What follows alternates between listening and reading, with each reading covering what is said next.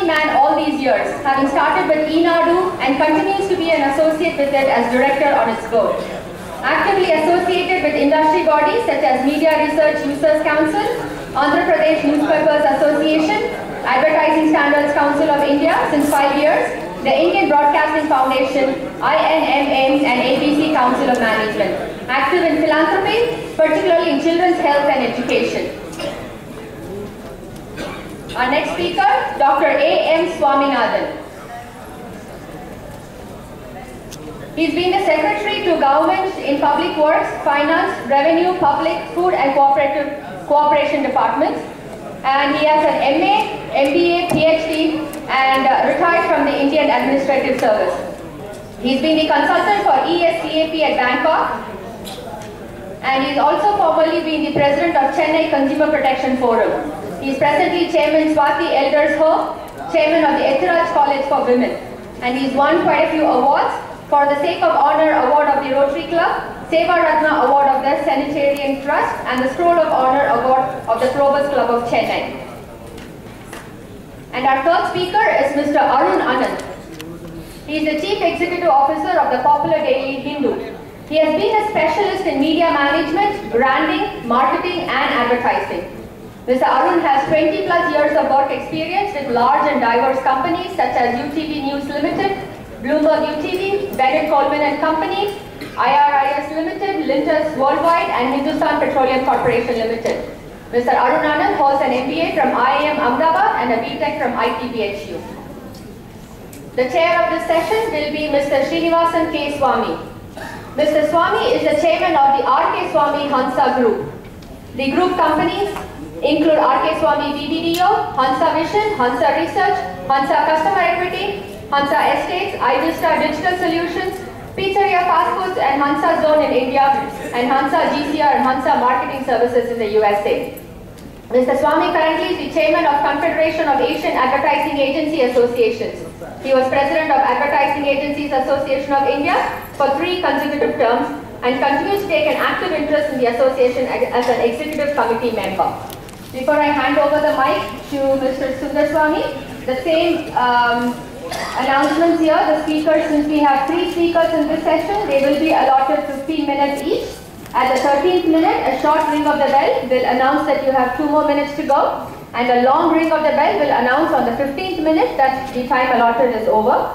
And I again request the audience to write down your questions in the question slip provided to you, and questions will be taken only after all the presentations have been made. Now over to Mr. Sundar Swami.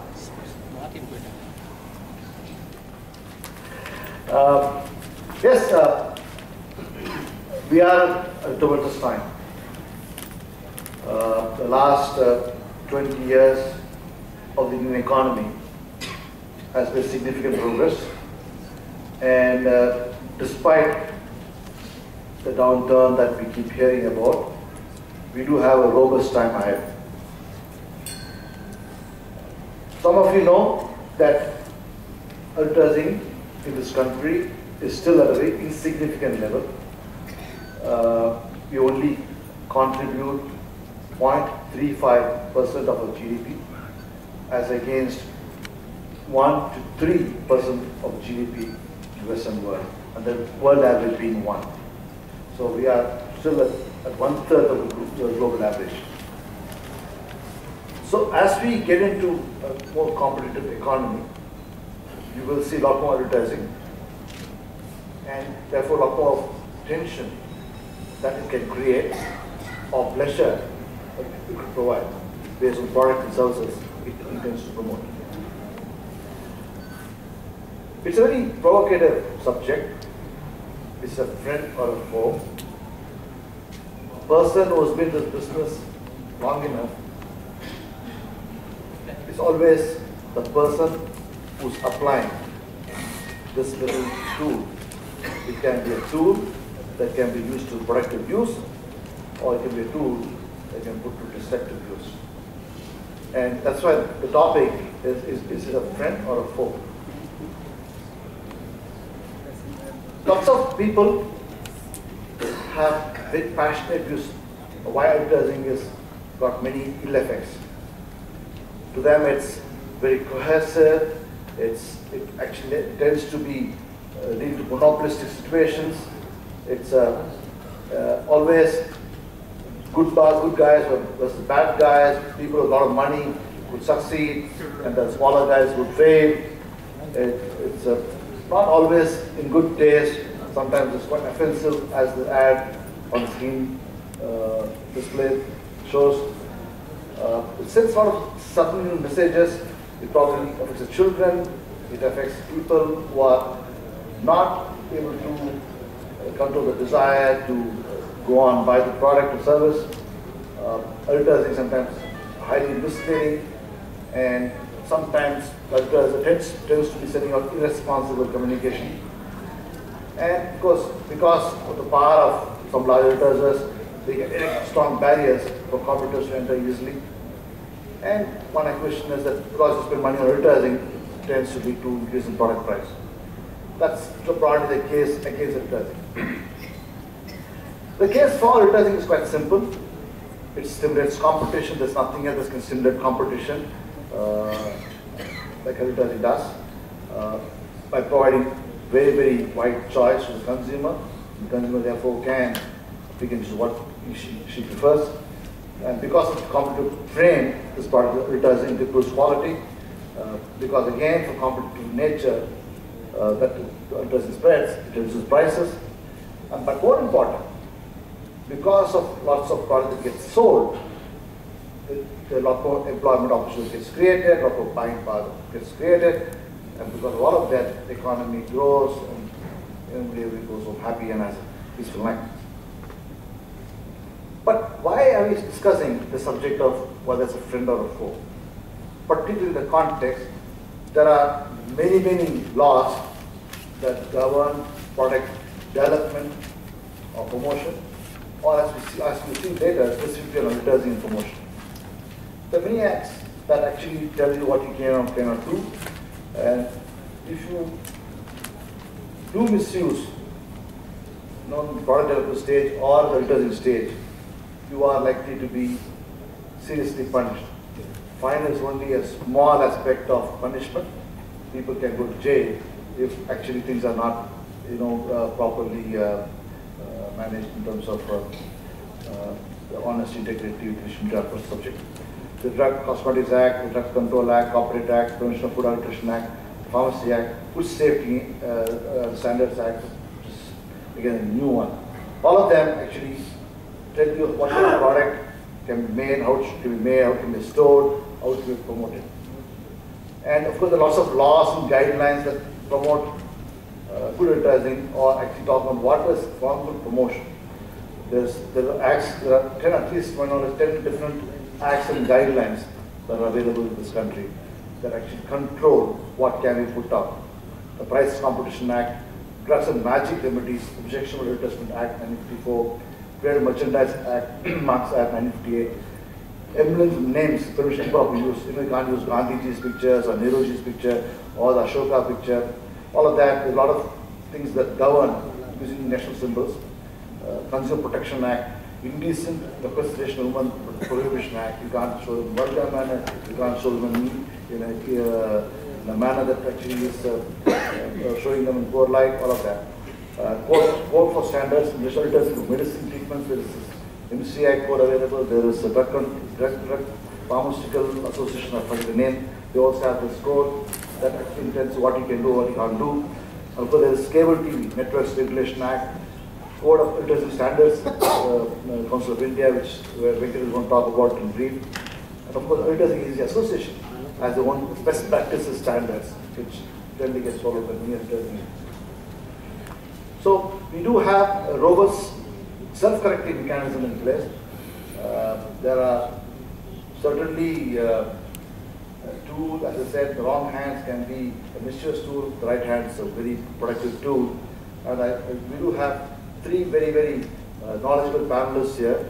I'm going to request Mr. Arun Anand to go first. Arun, as you know, has enormous experience in media. He's been an advertiser in the past. So he will bring a perspective of what an advertiser, can do with this case of, lawful advertising. And he's also, as I said, a great media person. So advertiser, media perspective on a case for advertising or against. One point he made. The second point I think he made, I'm just summarizing that in my own way, is that we are becoming a more intolerant society. You're saying that, he was giving the example of how a commercial was shot some years ago, how it became acceptable at the time. The same thing may not be as acceptable today. I'm just extrapolating his point to make a point. And the third point I got is that more consumption, thanks to advertising, could lead to a larger problem, larger societal problem. I think that's something that, again, I'm summarizing it in my own words, but I think I got three important streams of thought coming from Arun. So now I'm going to point to make. The second point I think he made, I'm just summarizing that in my own way, is that we are becoming a more intolerant society. You're saying that, he was giving the example of how a commercial was shot some years ago, how it became acceptable at the time. The same thing may not be as acceptable today. I'm just extrapolating his point to make a point. And the third point I got is that more consumption, thanks to advertising, could lead to a larger problem, larger societal problem. I think that's something that, again, I'm summarizing it in my own words, but I think I got three important streams of thought coming from Arun. So now, the panel consists of 4 people. Technically, all the 4 of us are consumers, because all are consumers. But it's slightly weighed against me because 3 of them represent advertising or advertising champions, and I only represent the consumer. I would start by congratulating CEAI on its 10 years of glorious service. Mr. Desikan, a very close friend of mine for the last 20 years, and I were associated with the consumer movement from almost the very start. As you know, in Tamil Nadu, the consumer movement was started by the late R.R. Dalavai in 1930s. But after the Consumer Protection Act was passed in 86 and the rules were framed in 89, when we started implementing it in 90, the first 5 years, 90 to 95, I had the good fortune to be in charge of this, either as a consumer commissioner or the food secretary dealing with the subject. And from day one, I was working with Mr. Desikan and many other friends who are here. I could see so many old friends here who have been with me in this movement. And we were very fortunate that Destiny has made us to work in this field in the very initial years. And as a proud parent, I am very happy to see that the movement is taking very far and much more lively and much more effective. So my congratulations to Mr. Desikan, Mrs. Desikan, as well as to all our other friends here from various districts representing the movement. Coming to the subject, I have 15 minutes, I'll rush through. The basic point is whether advertising is a friend or a foe. The easiest answer would be to say both. But I would like to say it should be our friend only. It cannot be our foe. Because why should we create a foe? Advertising is our own creation. Society's creation. We should be friends. I don't know why that type of dichotomy is being thought of. Somehow or other it is in our interest of all the panelists here as means me to see that advertising becomes a friend of all the consumers. The arguments for treating advertisement as a very important tool in the society's development are summarized like this. It enables informed choices. This choice stimulates competition, which leads to improved product quality, decreased prices, improves customer service, and creates excellence in manufacturing and selling methods after sales support. In other words, all these point out only to improved customer satisfaction. That should be the aim of advertisement. On the other hand, the ills of advertisement are summarized like this. These days, advertisements tells lies, or half-truths only. It misleads and misrepresents and manipulates the customer. It results in wasteful expenditure, unnecessary and indistinguishable variety of goods, bad purchase decisions, and leads to diversion of resources to socially undesirable purposes. This is the other side of it. Now, if we say we don't want this type of defects and we want advertising to do all the good things which is supposed to do, the only two things we can think of is either there should be regulations on part of the government, which I referred to earlier, or there should be self-regulating. This is the only thing we can talk of. Now, in these days of globalized economy and liberalized atmosphere, if we talk of any regulation or laws by the government, the free market ideologies as well as the individual freedom liners will object. They will say you are talking about outdated ideologies and you are leading back to authoritarianism and totalitarianism. So that is out of question. Then that leaves only with two choices. One is self-regulation by the industry itself or customer resistance. That is the topic which I would like to say. Now, to tell you how the self-regulation system is not working in India, the easiest thing will be to give you a dozen examples, all one line each, because all of you are familiar with these examples. I would not explain this thing, but as soon as I tell the product name, you will see how misleading the advertisements are. I will tell that and then summarize my ideas on that. I am not talking about good advertisements. Let me record here that there are very good advertisements which are issued in public interest, which are issued in the interest of the environment or issued in the interest of education. And some of our corporates have got very good social responsibility and they are doing a lot of good work through advertisement. That is not the subject of this discussion.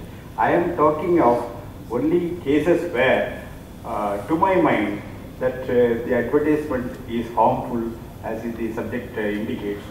Now, such advertisements, mostly at least, assume that the Indian customer is ignorant, he is gullible, he is and cheatable. Especially the vulnerable sections of the children. These are the people whom the new advertisements seem to be targeting.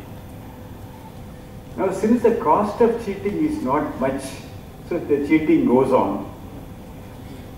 How can our customers be so naive? Sometimes I used to see whenever some print or a TV advertisement, I used to wonder, how can they be so naive?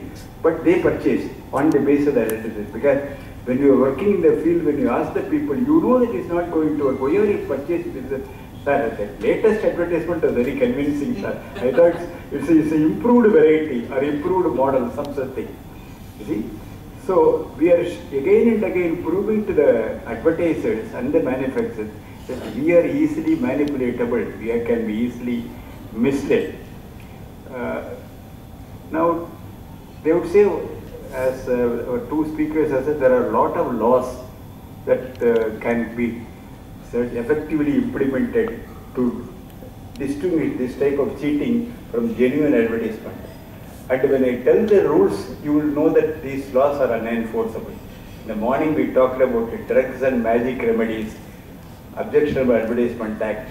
Every day you see so many magic remedies being advertised in almost all the popular media, and none of them have been taken to court, and the few things which have been taken to court have ended in acquittal only. Because somehow or other, the good lawyer is able to convince the court that this remedy has not worked for Swaminathan, but it will work for Desikam. You see, as soon as it is done, the case is thrown out. There are Unfair Trade Practices Act, which is the only act which, unfair trade practice is one of the items which are covered by the Consumer Protection Act, under which anything can be brought forward. But again, we find that the last about 20 years, we have not been able to get good judgments against some of the misleading advertisements, because finally the judge feels, yes, I think so, but I think we assume that the customer is intelligent enough to understand these things. You can't say that it is very unfair. Advertisement is a jungle of competition, so I think fair competition we should allow. Some such orders are there. Or if some order is given at the lower court, it goes to the higher court and gets lost in the thousands of cases which are pending in the case. And one worst thing is the indecent representation of women's prohibition acts. All of us know how badly our Indian women are exposed in certain advertisements about which I will not talk. But again, we have not been able to get much of satisfaction through the law and enforce them. So we come back to self-regulation, and Ms. ASCI represents the self-regulation.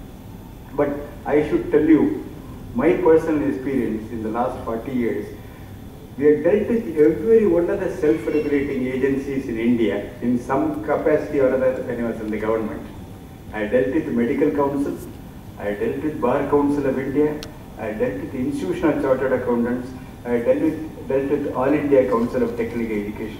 All these four I can say with the personal knowledge that self-regulation has not worked.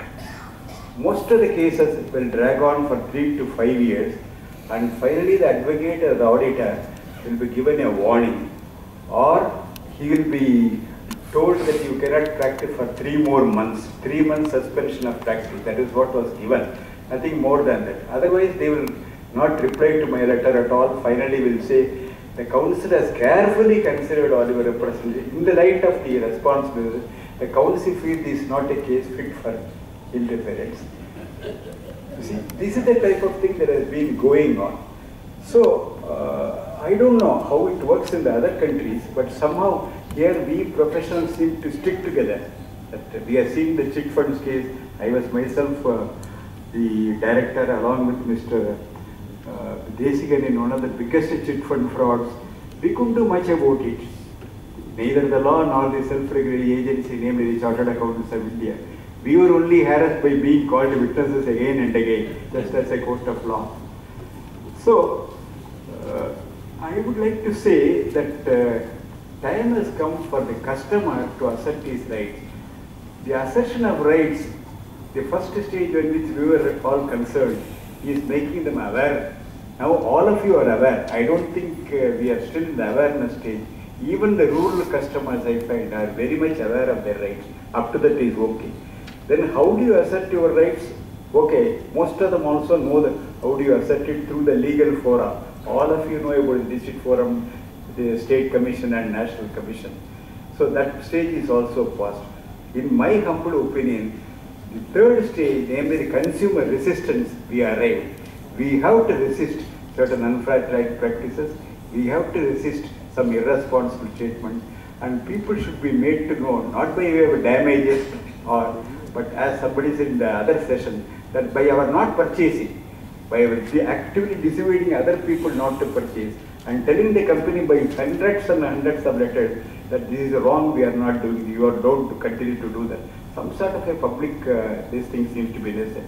For that to happen, I would tell you what the consumer's manifesto is. We should have a manifesto, and the manufacturers and advertisers should know what the Indian customer thinks. I am not talking about the ordinary things about which all of you are there. We talk about in today's conditions, what is the consumer's awareness should conclude. I would say first is the TV advertisements about which, sorry, I forgot to give you the examples, isn't it? I ran through the last item.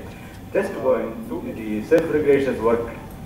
Take Complan. Complan memory, you know that people say that Complan will improve the memory, and Complan also will make the child grow 3 inches more than what the normal this thing, all of us know about it. Indulekha golden hair oil. It claims to grow hair even on Desigan's head or my head. Nothing like that has happened. Clinic Plus shampoo, it says that it lengthens the hair by once you apply for thrice a week. It has been scientifically proved the hair oil or shampoo cannot make the hair grow. It can maintain it, but it cannot make the hair grow. Parley Poppins, it portrays a boy turning strong after consuming Parley Poppins. They are made to believe that you gain supremacy by consuming this, and it gives a very wrong impression to the kids. Lifebuoy shows that the school-going kid can have 100% attendance after using this soap. The juices something like Tropicana. It says we have no added preservative. But it has been already proved that a fresh juice becomes stale in 8 hours. Then how can it go, how can it be sold in for days and days together without preservative? So it's a wrong claim. Fair and Lovely, it was discussed in the morning, white tone powder. Axe is the most scandalous deodorant. I am happy that the women's organization protested. Now they are in the process of withdrawing. It portrays women not only in a very vulgar and obscene manner, it says they are promiscuous and they fall for the man who has got a good deodorant. It is so vulgar, this thing. Tata Tea, he says, if you want to become a journalist, you should be able to do so after consuming Tata Tea regularly. Pepsi and Coke, you are all very familiar. Mentos promises to increase the IQ. It is just ingredient, it says it is only ordinary mouth freshening this thing. It says it's boys' IQ can be increased. Garnier Light, exaggerated unreasonable promise of making every dog spot go. Orbit White, mouth freshening chewing gum only.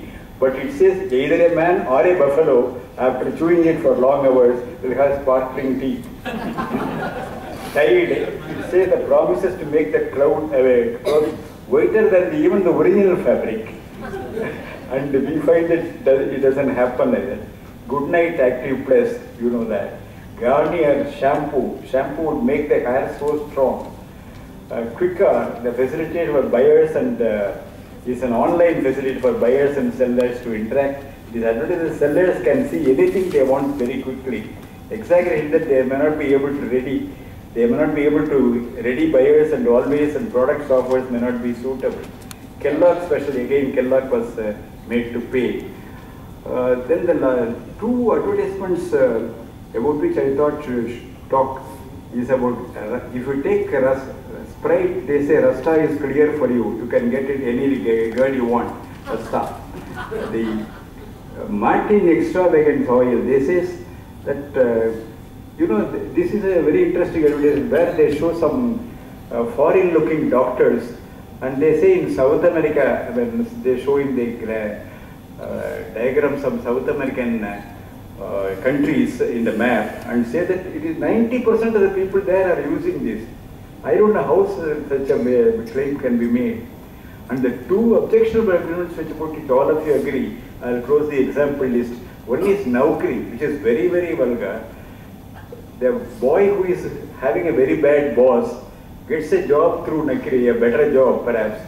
So when the boss calls, and the boss's name is Hari, so at that time a call comes and somebody wants to know his boss, he is Hari. Hari is sitting above, before him, and the other man is not able to hear properly. So then spell it again. He says Hari, H for Hitler, A for ass, R for rascal, and I for idiot. Can you talk to your boss in India like this? I mean, what sort of vulgarity is it? What sort of a civilization? The youngsters think so. Now that I am having another job, I did not worry about this idiot. And the last is Vodafone. Recently they say that the dog is very faithful, and there is a very small school-going kid who is doing his own work, and the dog calls him slowly and takes him out to the garden. A very young girl, all of elementary school only. She is making a rounds in the cycle, and the boy's face brightens up. Next advertisement, old man like me is trying to go up the stair. The dog is stopping him from going up. Then we find in the landing, this small pretty girl and the small pretty boy are talking to each other, and the dog is guarding them.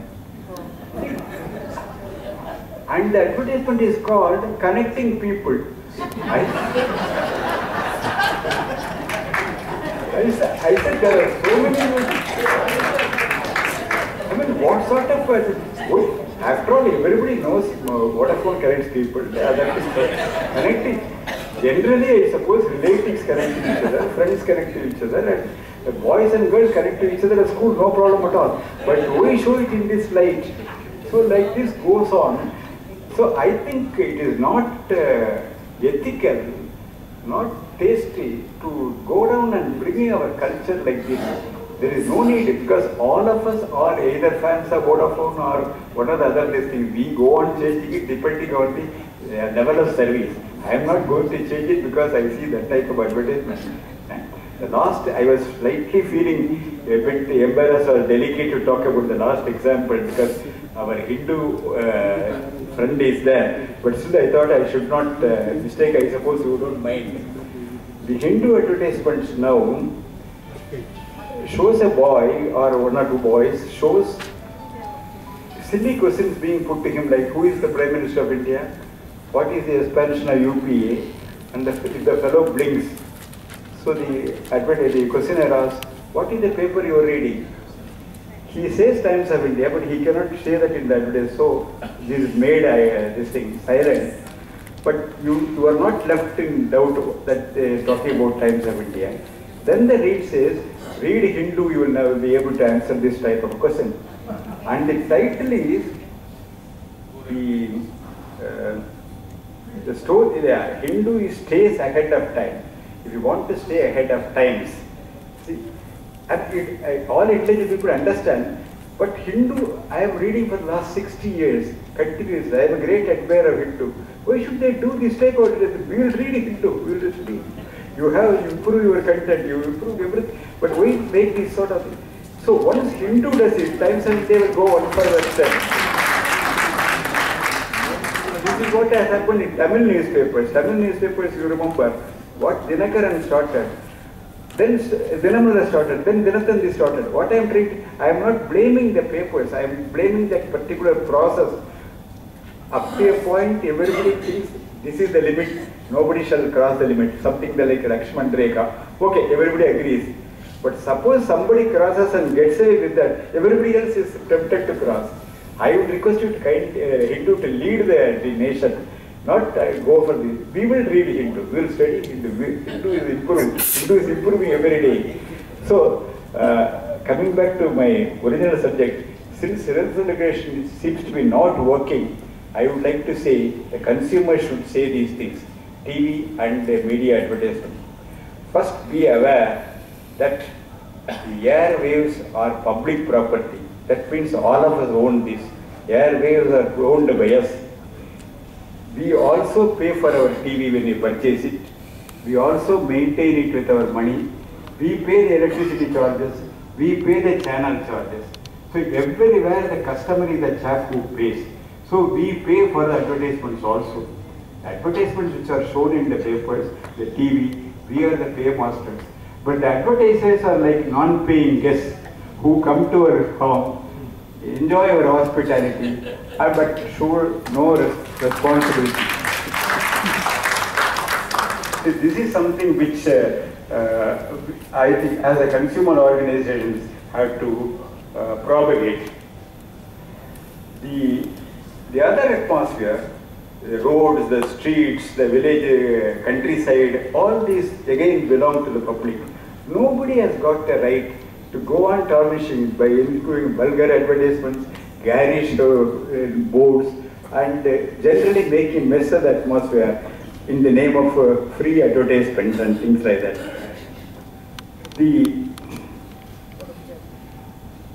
This leads to question whether the advertising is wasteful, because somebody asked me, you should also touch that. Because why spend so much, 3 pages, 2 pages full advertisement? Why the resources are being wasted like that? Suppose I say that I want to buy a house, I'll go through the various real estate people and make my own decision. But why one full page to the see what? And then second page something, or third page, why waste like that?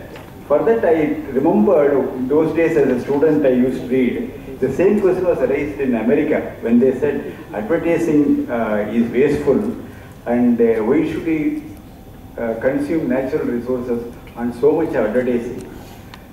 And as you know, the marketing guru at that time, 1968 I am talking, he gave a classic reply saying that America is a surplus economy.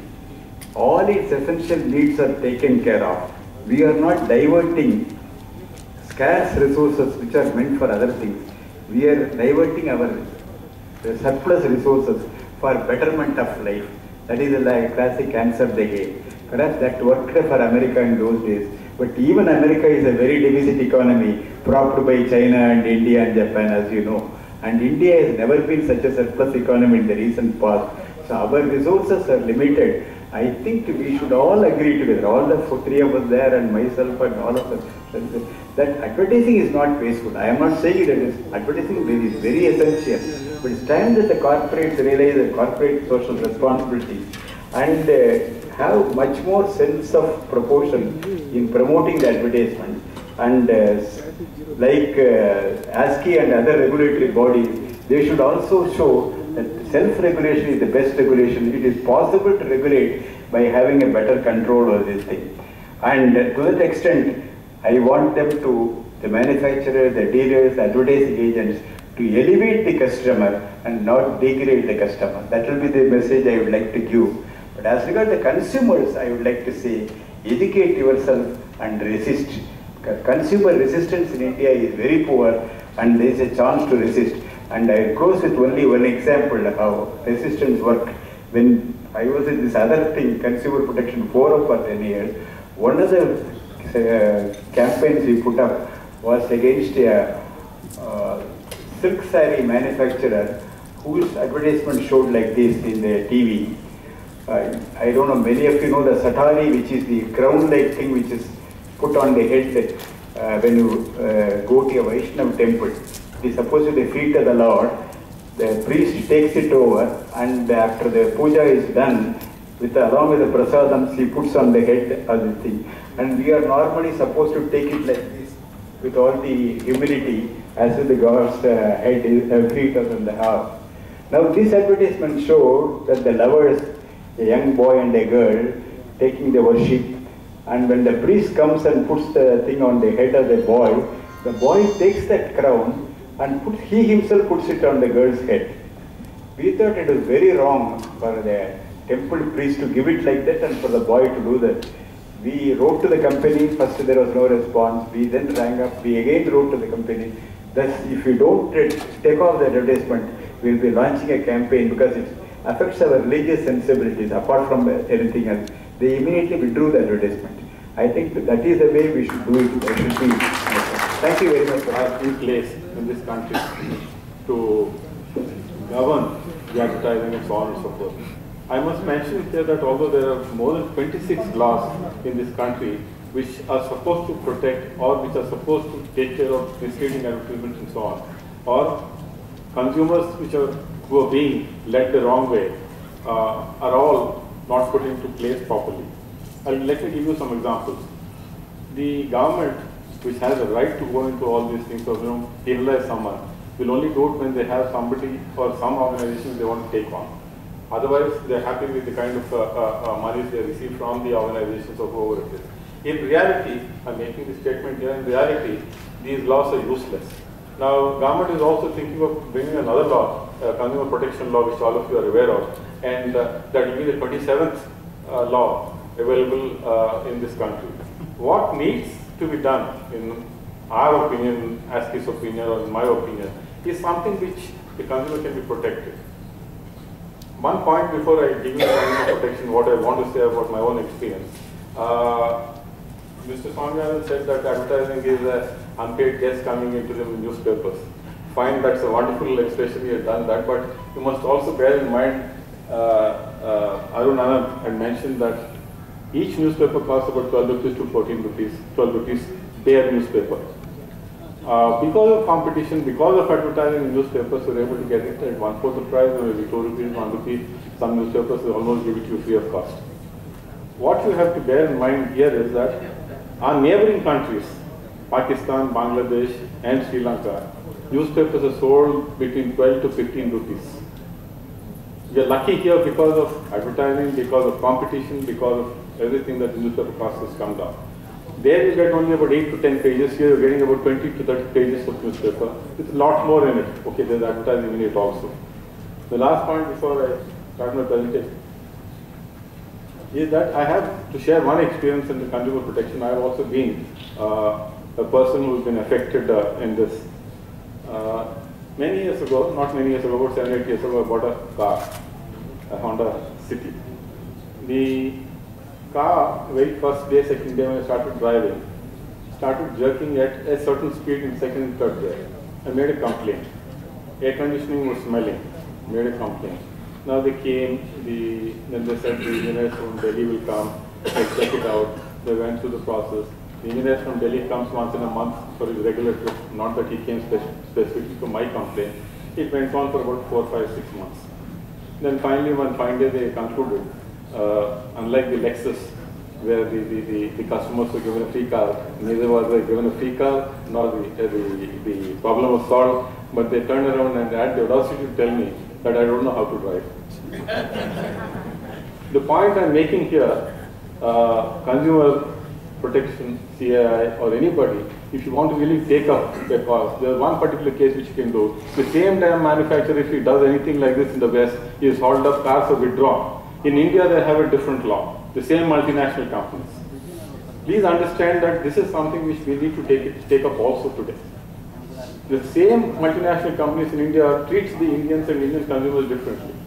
There's a shoe company in America, recently a case, something went wrong with it, and they were slapped $25 million. And the same shoes are sold in India without any markup. The consumers accept it. So these are issues which are before us. I think the consumer protection particularly, I think need to look at this aspect very specifically. Why should the same multinationals have a different way of dealing with consumers abroad, and in India it's a different thing? This is my experience, personal experience.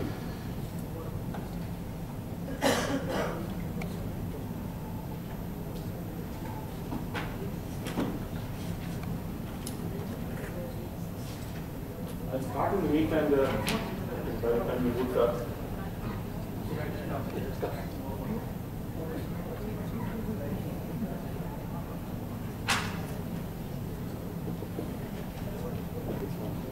I'm sorry. I wanted to start off with something else, and after listening to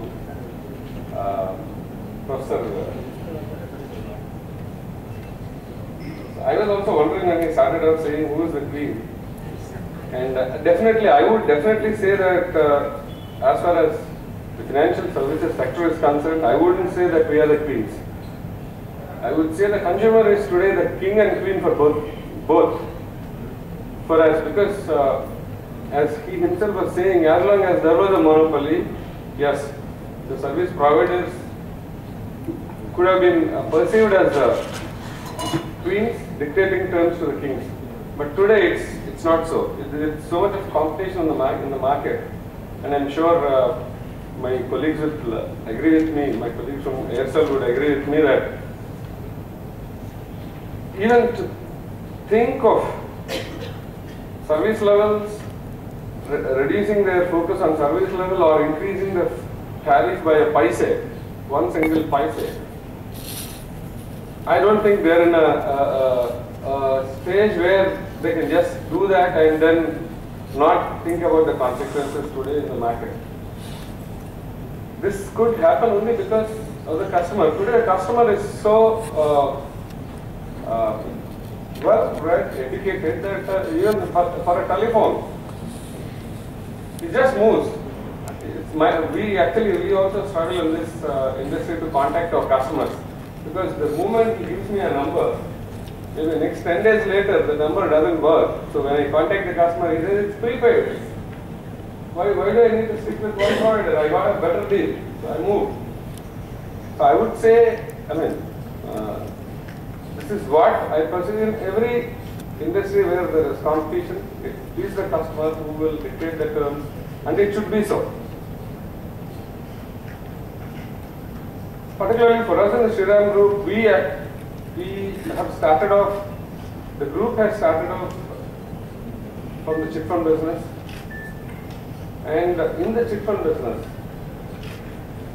I've seen how I've started off collecting money from the customers, going to their homes, collecting money from the customers, and I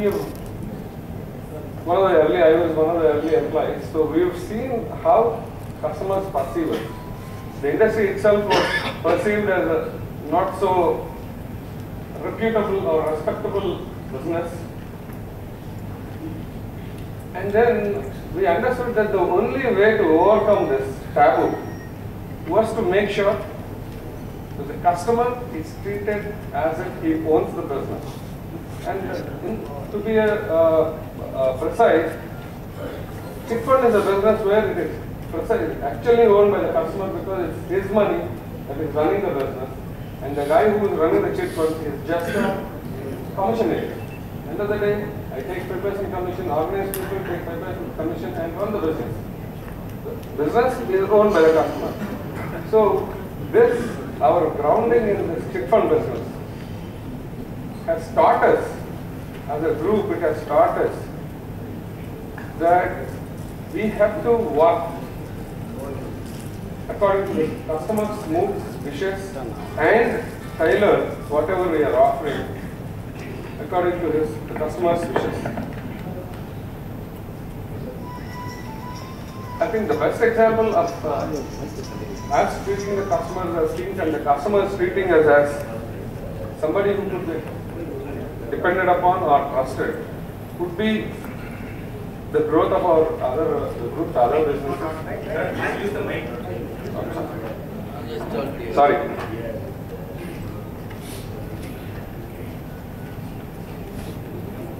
Because today, when you look at the group as Shriram as a whole, we have a customer base of about close to 700,000 customers, out of which we are meeting most of these customers would be met on a month-on-month basis.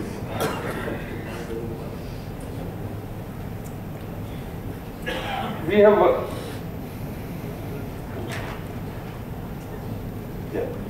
actually, it is actually the chit fund business that has started the entire group. That customer, our customer, is paramount, and it has become a part of our DNA because we have been in this business for the last 30 years. We have been interacting with the customers on a month-on-month on a regular basis. We understood what is important to the customer. See, even in our most of our other businesses, when you look at it, the personal interaction is much more than a voicemail or your IVR, voice interactive, your telephone queries, like when you call some of the organization, you call, all you get is a recorded voice. Here what we look at is, what we believe and what we look at is that it is the profitability for the entire group. It comes from one, how efficiently we are doing our business, and how efficiently we are doing it for the customer. And particularly as far as grievance addressal is concerned in the entire group, the emphasis is more on a person-to-person meet and addressing the grievance rather than asking people to send us a mail or asking people to call us and record their voice or give their complaint to a call center. We prefer to meet the customer, talk to him, find out what is the issue and sort it out. I can proudly say that today, if I receive a customer complaint, me or any of my officers, we receive a customer complaint, the presumption is that the customer is right. When any complaint that flows beyond the branch and reaches a next level officer, the presumption is customer is right, we may not have handled it properly. So when we go back to our branch and talk to the people, the priority is the customer should not suffer a loss. It is okay if the company gets into a small loss, or company gets into a loss. It's the customer that should not get affected. That is the philosophy which guides us and which even our founder, Mr. Tyagarajan, keeps on insisting that this is the only way to do business. Profits will come. Yes, the profits are important for the business, but it will come once provided your customer understands that you are taking care of him, he is willing to give part with his money, or he is willing to take your service, buy your services. That is the philosophy that we have been working on and we will continue to work on. And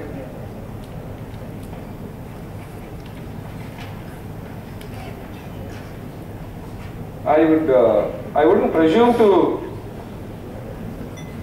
talk about more to this august audience here, but what I would like to again reiterate is, as a group, I would say, again I would go back to my chit fund days and would say that this business, this chit fund business is a wafer thin business, and we would still continue to do it. Simple reason being that it connects us to the customers on a regular basis, so we are able to understand the customers not from an analyst's point of view, but on a one-to-one basis where we meet them, we meet the customer's family, we understand their aspirations, we understand their needs, and go back and give them a product that is needed by them.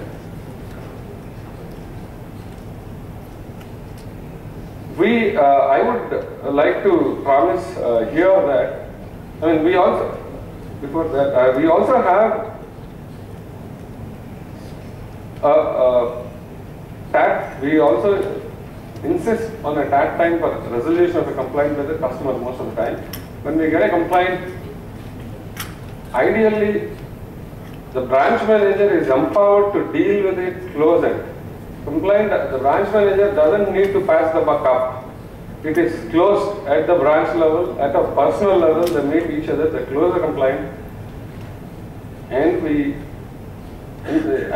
there are many instances where the customer, an aggrieved customer, has become a very nice, good customer for us, and the relationship continues for. Generally, most of our customers, we are now continuing with them in their second generation. So on behalf of the group, I would like to promise that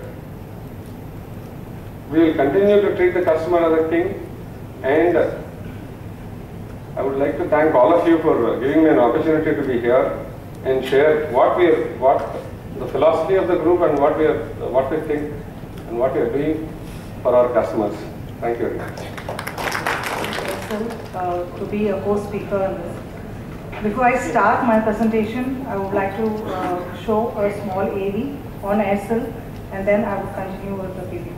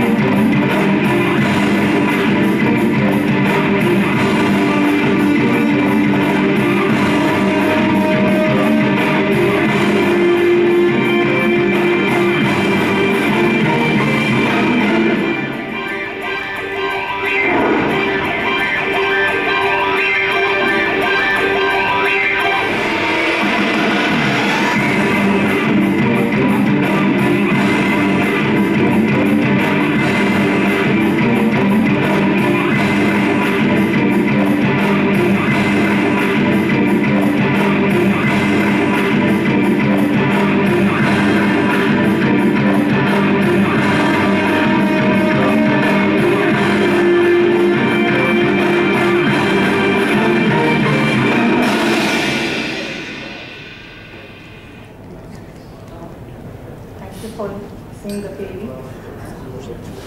As you are aware, Aircel started its services in 1999 in ROTM, which is the rest of Tamil Nadu. Slowly, we moved into the pan-India operations into 23 circles, and today we are available in all the 23 circles in India. We have come up with all the new products that are available. However, we would like to also intend that we have never left the interest of the consumer at any point of time. So, as I talk today here, we have had consumer forum meetings, which is also being chaired by the CAGs and the CAI who is available here. We also have, I also have my colleagues from the marketing and the secretary to the appellate authority sitting with me here, Mr. Rakesh and Mr. Sunil, who will be able to help you out. With any of the queries and questions. On the question put across by Dr. Keshav, whether the consumer is a king or the queen, or whether the service provider is a queen, I would certainly go by my co-speaker that with the competition that is available today, we started out with being 2 operators in the circle, but today we are having 13 operators available in telecom. So I do not think that we all could afford to lose even one consumer or one complaint. Yes, we might be stating our SLAs, our turnover times, telling that we are ensuring that each customer is being serviced as per our turnover times. But one single complaint from a consumer out of 1,000 complaints also is very important to us. So today, I fully agree with my co-speaker that the consumer is everything to us, king, queen, prince, princess, anything that you want to turn around to. And the service provider is here only because of the consumers. So as I stand here, I wouldn't want to take the 15 minutes time that has been given to us, but I would like to assure each and every consumer here that from Aircel or from all my co-telecom operators that we all are here to service the operator, because we feel that if the consumer is not there, there is no growth or future for the telecom industry. Thank you. As a consumer everywhere else, I am a service provider so far as general insurance is concerned. Everywhere else, I am a consumer like every one of you. As the topic is the service industry promised what they have delivered. Now you see, with the help of statistics, you can prove so many things. You can say that figures show that 94% or 84% of dissatisfied customers are satisfied with their redressal. I'm not here for that. But one does feel and one realize that things are improving. Are the few service sectors where we interact on a daily basis are the banks, transportation, and so on, telecom of course. Now all of us see that. And even I go to the extent of saying in government departments, the Indian Post has improved considerably. Now, this has been brought over entirely through information technology. You go to a bank, remember those days of maybe about a couple of decades ago, when after a very long wait you used to get a small brass token, you hang around there and try to see the progress of your check as it goes from table to table. It doesn't take very long now, because the balance available is available with the click of a button. And not only that, perhaps most of us have even stopped going to the bank. All that we do is go to the ATM booths. So then, what I want to say is that we may never be perfect, but we will get there. Now the ways we are getting there is through IT.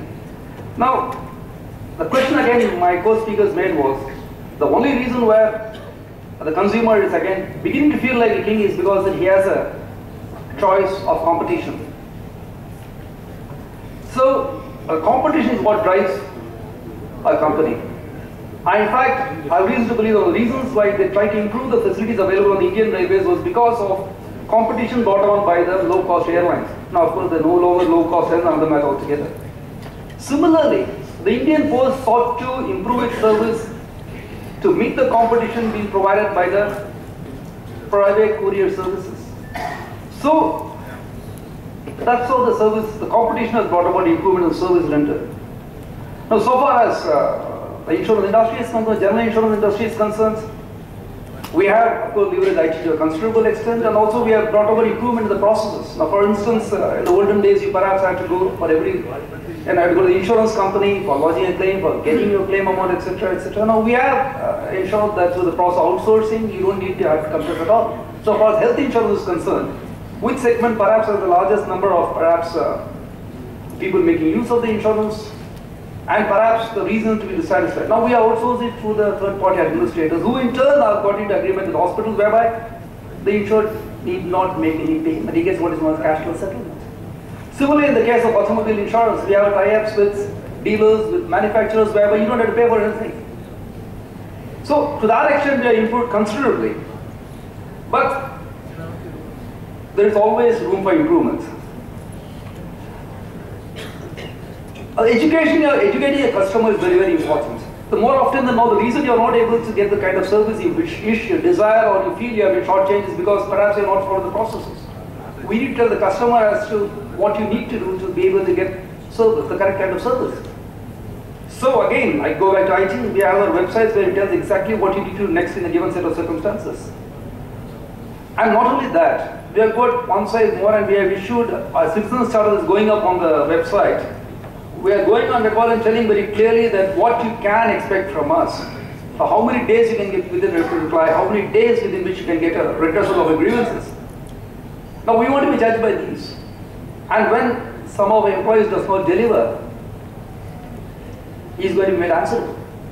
In fact, we are trying to look at ways and means of ensuring that, in fact, if you go through one of those voicemail, this thing, whatever, the interactive telephone thing, they always, first thing they tell you is that this conversation will be recorded for evaluation, so on and so forth. So we can also evaluate our own employees as to how well they're reacting to a grievance and how fast they react, how they communicate with them. Because when you say you're satisfied with the service, we are not merely talking of the end results. We are also concerned about how people handle you, how people reacted to you. And if you are dealt with in a courteous manner, perhaps you can compromise the end result. I'm not saying that please sit down and have a cup of coffee and I'm sorry your claim is not payable. That's not going to wash. But people are educated in handling the customer's problem. Once able to do that. Now, for any service industry, there's only one simple mantra as to how to improve services. Like I said, I'm a customer everywhere else. Treat the customer the way you'd like to be treated elsewhere. If you do that, I think there's no scope for a dissatisfied customer. But whether you are a king or a queen is another matter altogether. But like again, you go back to this company, you might have your views on whether there's a wasteful competition or whatever. But then this game of one-upmanship and trying to prove to the customer and try to, like my colleagues were saying, that this portability. You can move to any other service provider if you don't deliver. We have those portability in health insurance also. So there has to be a change in the mindset. You have to put the customer first. But despite the best of intentions, there are certain reasons why perhaps we are not able to be as customer friendly as we perhaps like to be and we ought to be. Now in this respect, I'll tell you, those of you, and when talking of the service providers by and large, a substantial portion of services today are provided by the government departments, the public sector, or the government employees. I would request that when you say that so-and-so is not doing his job properly or do that, there's a reason behind that. And the reason is, I'd like to read out to you an excerpt from a wonderful book written by Sharu Ranganekar, In the Wonderland of Indian Managers. There's a lesson in it for everybody else. A very small paragraph, please bear with me. He says, accountability is the responsibility for achieving some specific organizational objectives. Here, satisfied customers. The concept involves setting of specific objectives and periodical appraisal of performance vis-a-vis the objectives. Where accountability does not exist, there is no management possible, and the managers in such organizations are mere vagrants and a glorified title. Now comes the important part. The situation regarding some of our public sector enterprise may be examined from this point of view. The distinction between accountability for results and accountability for procedures must be emphasized at this stage. In public sector operations, the person's accountability is often defined by the procedures and not by the results. As long as the procedures laid down are followed, a person can have the Gita attitude of not worrying about the results. So many a man works diligently to put his notes on the file to protect himself rather than to achieve any specific results. Thus the people seem to work for the future, that is for the audit and investigation committees that will prepare the reports after many years, rather than for the present to support production or sales. This is obviously a form of illiteracy spread on a massive scale in a managerial class. So this perhaps would apply in the case of even a large private sector which has some kind of bureaucratic culture of its own. Now, the only way we can improve our service parameters and deliver our services is to again put ourselves in the shoes of the customer. So very often in the public of the government, you say the file should speak for itself. It is the customer who should speak. Thank you very much.